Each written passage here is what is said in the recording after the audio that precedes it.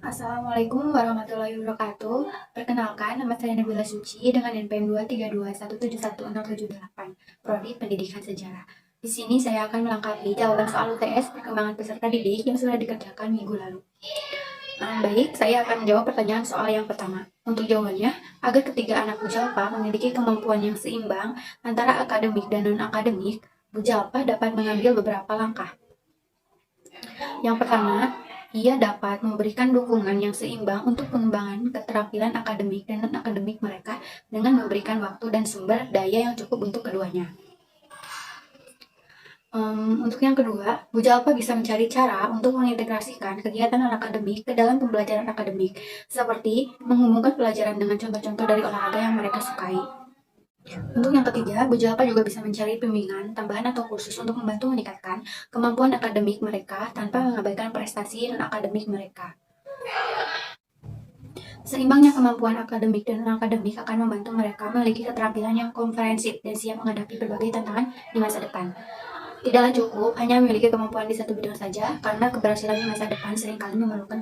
Baik, yang kedua yaitu, kenapa banyak orang merasa takut menghadapi masa dewasa? Karena adanya ketidakpastian akan masa depan, tanggung jawab yang semakin besar, dan tekanan untuk mencapai kesuksesan dalam berbagai aspek kehidupan. Selain itu, perubahan fisik, emosional, dan sosial yang kompleks juga bisa menjadi faktor penyebab ketakutan akan masa dewasa. Untuk mengatasi rasa takut ini, penting untuk memiliki sikap yang positif terhadap masa dewasa dengan memahami bahwa ini adalah bagian alami dari kehidupan yang memberikan kesempatan untuk tumbuh dan berkembang. Melihat masa dewasa sebagai kesempatan untuk mengeksplorasi potensi diri, belajar dari pengalaman, dan menciptakan kehidupan yang bermakna dapat membantu mengurangi ketakutan. Definisi dewasa sesungguhnya dapat bervariasi tergantung pada perspektif budaya, sosial, dan individu. Secara umum, dewasa bisa diartikan sebagai mencapai kedewasaan secara fisik, mental, emosional, dan sosial.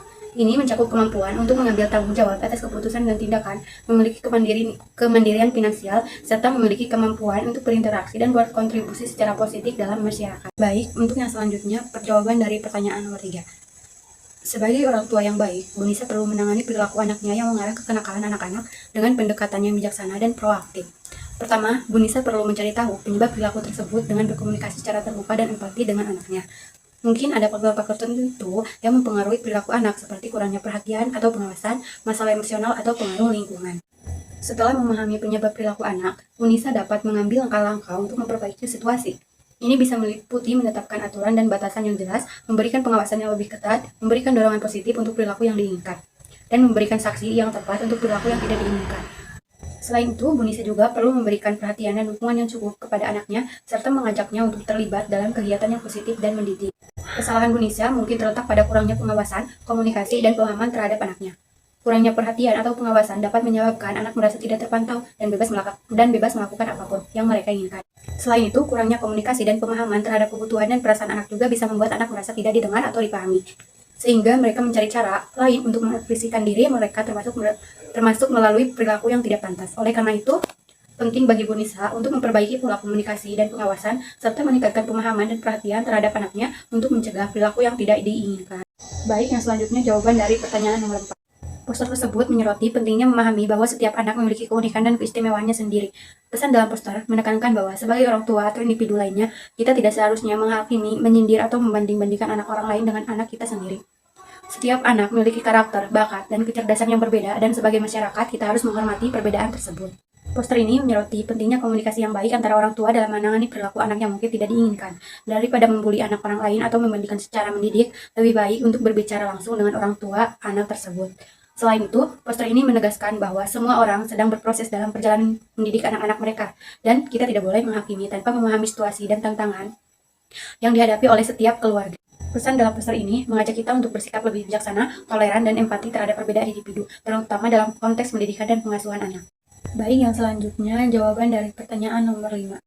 Jika saya diberikan kesempatan untuk menuliskan pesan kepada orang tua saya mungkin akan menulis, "Terima kasih ayah dan ibu atas segala cinta, dukungan, dan pengorbanan yang telah kalian berikan selama ini. Doa dan semangat kalian telah menjadi sumber kekuatan dan inspirasi bagi saya. Saya sangat bersyukur memiliki kalian sebagai orang tua." Tiga hal yang membuat saya bahagia tetapi mungkin orang tua tidak mengetahuinya, yaitu yang pertama, kebahagiaan saya adalah merasakan rasa syukur dan menghargai kecilnya momen-momen sederhana dalam hidup, seperti menikmati matahari terbenam, merasakan angin sepoi-sepoi, atau sekadar duduk bersama keluarga dalam keheningan yang mungkin tidak selalu saya sampaikan kepada mereka. Terus yang kedua, saya bahagia ketika melihat mama saya tersenyum. Dan yang terakhir, bahagia ketika diapresiasi adalah satu hal yang membuat saya senang. Mungkin cukup sekian jawaban-jawaban dari pertanyaan.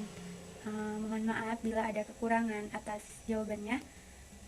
Terima kasih. Wassalamualaikum warahmatullahi wabarakatuh.